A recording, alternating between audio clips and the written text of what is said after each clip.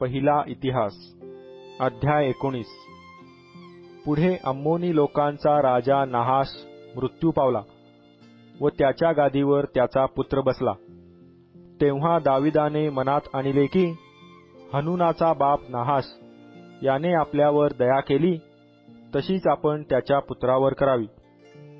म्हणून दाविदाने त्याच्या बापाच्या मृत्यूबद्दल त्याचे समाधान करावयास जासूद पाठविले। हनुनाचे समाधान करण्यास दाविदाचे सेवक अम्मोनी लोकांच्या देशी आले। त्यावेळी अम्मोनी लोकांचे सरदार हनुनास म्हणाले की दाविदाने तुझे समाधान करण्यास लोक पाठविले आहेत, ते तुझ्या बापाविषयीची आदरबुद्धी दर्शविण्याकरिता पाठविले आहेत असे तुला वाटते काय? या देशाची पाहणी टेहळणी करून त्याचा विध्वंस करावा म्हणून त्याचे चाकर तुझकडे आले आहेत नाही काय? तेव्हा हनुनाने दाविदाच्या चाकरास पकडून त्यांचे मुंडन केले व त्यांची वस्त्रे मधोमध कुल्ल्यापर्यंत कापून टाकून त्यास घालवून दिले। त्या लोकांची कशी काय संभावना झाली हे कोणी जाऊन दाविदास सांगितले। हे वर्तमान ऐकून दाविदाने त्यांची वाटेत गाठ घेण्यास मनुष्य पाठविला, कारण त्यास मोठी लाज वाटत होती। राजाने त्यास सांगून पाठविले की तुमची दाढी वाढेपर्यंत तुम्ही यरीहो येथे राहा, मग इकडे या। दाविदाला आपली किळस आली आहे असे अम्मोनी लोकांनी पाहिले, तेव्हा हनून व अम्मोनी लोक यांनी 1000 किक्कार रुपये पाठवून मेसोपटेम्या, आरामसाका व सोबा येथून रथ व घोडेस्वार आणविले। त्यांनी 32,000 रथ माकाचा राजा व त्याचे लोक यास मोल देऊन बोलाविले। त्यांनी येऊन मेदबासमोर छावणी दिली। अम्मोनी लोक आपापल्या नगरातून एकवट होऊन युद्धास आले।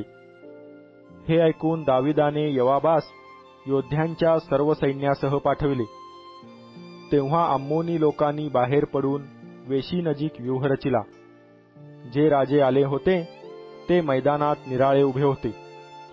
आपल्या मागे व पुढे व्यूह रचिला आहे हे योवाबाने पाहून इस्रायल लढवयातील निवडक शिपाई घेऊन त्यास आराम्यांसमोर उभे केले आणि वरकड लोक त्याने आपला भाऊ अभिषय याच्या हाती दिले व त्यांनी अम्मोन्यांसमोर आपली व्यूहरचना केली। तो म्हणाला, आरामी मजहून प्रबळ होऊ लागले तर तू मला सहाय्य कर, आणि अम्मोनी लोक तुझहून प्रबल झाले तर मी तुला सहाय्य करीन। हिम्मत धर, आपण आपल्या लोकांसाठी आणि आपल्या देवाच्या नगरांसाठी लढाईची शिकस्त करू, मग परमेश्वर त्याच्या मर्जीस येईल तसे करो। पुढे योवाब व त्याच्या बरोबरचे लोक आराम्यांशी युद्ध करावयास चालून गेले, तेव्हा ते त्याच्या पुढून पळून गेले। आरामी लोक पळून गेले हे पाहून अम्मोनी लोकही अभिषयाच्या पुढून पळून जाऊन नगरात शिरले। मग योवाब यरुशलेमास परत आला। आरामी लोकांनी इस्रायलापुढे आपण पराजित झालो असे पाहिले, तेव्हा त्यांनी जासूद पाठवून महानदापलीकडील आराम्यास आणविले। हदरेजराच्या सैन्याचा सेनापती शोफक याच्या नायकत्वाखाली ते आले। हे कोणी दाविदास सांगितले, तेव्हा त्याने अवघा इस्रायल एकत्र जुळवून व यार्देने पलीकडे जाऊन त्याजवर चढाई केली आणि सैन्यव्यूह रचिला। दाविदाने आराम्यांविरुद्ध व्यूह रचिल्यावर ते त्याजशी लढू लागले। तेव्हा आरामी इस्रायलापुढून पळून गेले। त्यावेळी दाविदाने त्यांच्या 7,000 रथावरील माणसे व 40,000 पायदळ यांचा संहार केला आणि त्यांचा सेनापती शोफक यास ठार केले।